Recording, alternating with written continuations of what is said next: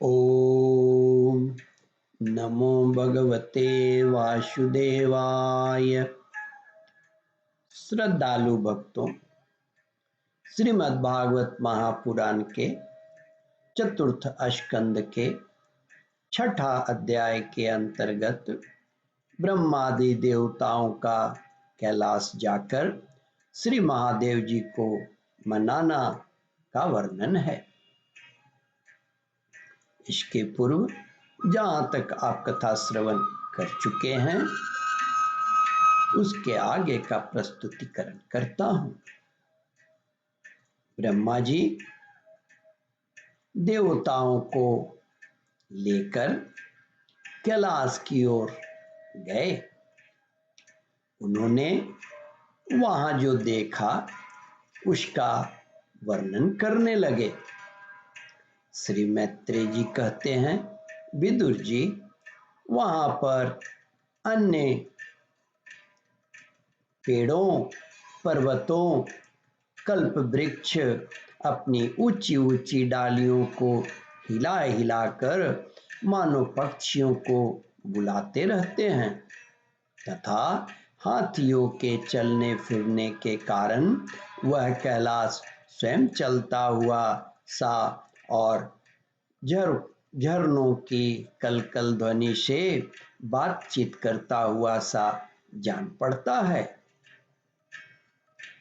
मंदार, पारिजात, सरल, तमाल, शाल, ताड़, कचनार, आसन और अर्जुन के वृक्षों से वह पर्वत बड़ा ही सुहावना जान पड़ता है। आम, कदम्ब, नीम, नाग, पुन्नग, चंपा, गुलाब, मौलसिरी, कुंद, मुर्बक, सुनहरे सतपत्र कमल, इलायची और मालती की मनोहर लताएं तथा कुब्जक, मोगरा और माधवी की बेलें भी उसकी शोभा बढ़ाती है। कटहल, गुल्लर, पीपल, पाकर, बड़, गूगल, भोज वृक्ष, औषधि जाति के पेड़ जैसे केले आदि जो फल आने के बाद काट दिए जाते हैं, सुपारी, राजपूग, जामुन, खजूर, आमड़ा, आम, पियाल, महुआ और लिशोड़ा आदि विभिन्न प्रकार के वृक्षों तथा पोले और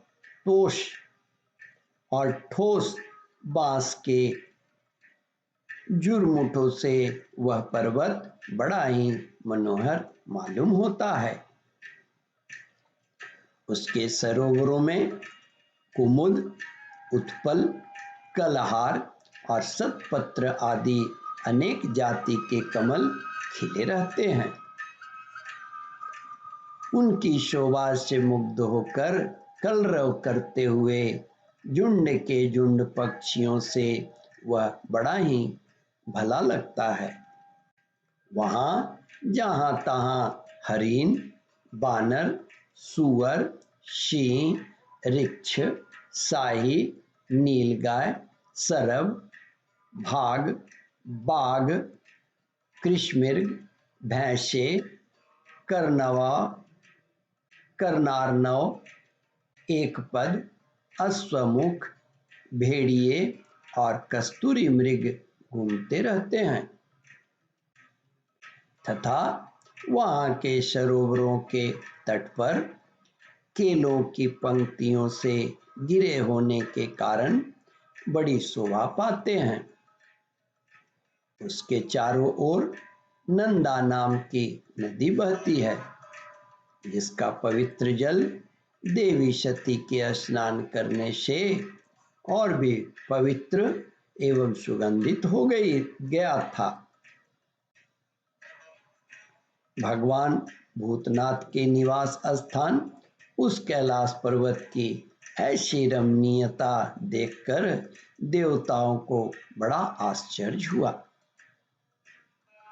श्री मैत्रेय जी कहते हैं, विदुर जी, वहां उन्होंने अलका नाम की सुरम्य पूरी और सौगंधिक वन देखा, जिसमें सर्वत्र सुगंध फैलाने वाले सौगंधिक नाम के कमल खिले हुए थे। उस नगर के बाहर की ओर नंदा और अलकनंदा नाम के दो नदियां हैं। वे त्रिपाद श्री हरि के चरण रज का संयोग से अत्यंत पवित्र हो गई हैं। विदुर जी, उन नदियों में रति विलास से थकी हुई देवांगनाएं अपने अपने निवास स्थान से आकर जल क्रीड़ा करती हैं और उसमें प्रवेश कर अपने प्रियतमों पर जल उलीचती हैं। स्नान के समय उनका तुरंत का लाया हुआ कुछ कुमकुम धुल जाने से जल पीला हो जाता है। उस कुमकुम मिश्रित जल को हाथी प्यास न होने पर भी गंध के लोभ से स्वयं पीते हैं और अपनी हथनियों को भी पिलाते हैं। श्री मैत्रेय जी विदुर जी से कहते हैं, विदुर जी, अलकापुरी पर चांदी, सोने और बहुमूल्य मणियों के सैकड़ों विमान छाए हुए थे, जिनमें अनेकों यक्ष पत्नियां निवास करती थी। इनके कारण वह विशाल नगरी बिजली और बादलों से छाए हुए आकाश के समान जान पड़ती थी। यक्षराज कुबेर की राजधानी उस अलकापुरी को पीछे छोड़कर देवगन सौगंधिक वन में आए। वह वन रंग बिरंगे फल, फूल और पत्तों वाले अनेकों कल्प वृक्षों से सुशोभित था।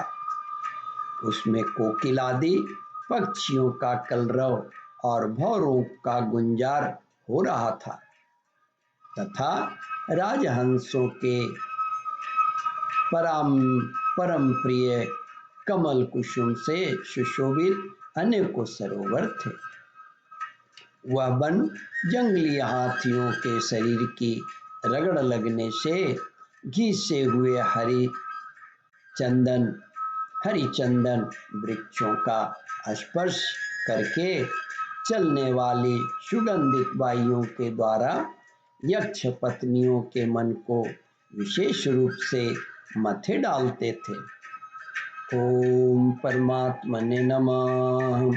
श्रद्धालु भक्तों, इस कथा को ध्यानपूर्वक श्रवण, मनन और इसका चिंतन करें। इस कथामृत का रसास्वादन अपने बंधु बांधवों को भी करावें। इस वीडियो को शेयर और सब्सक्राइब करें। ओम परमात्मने नमः।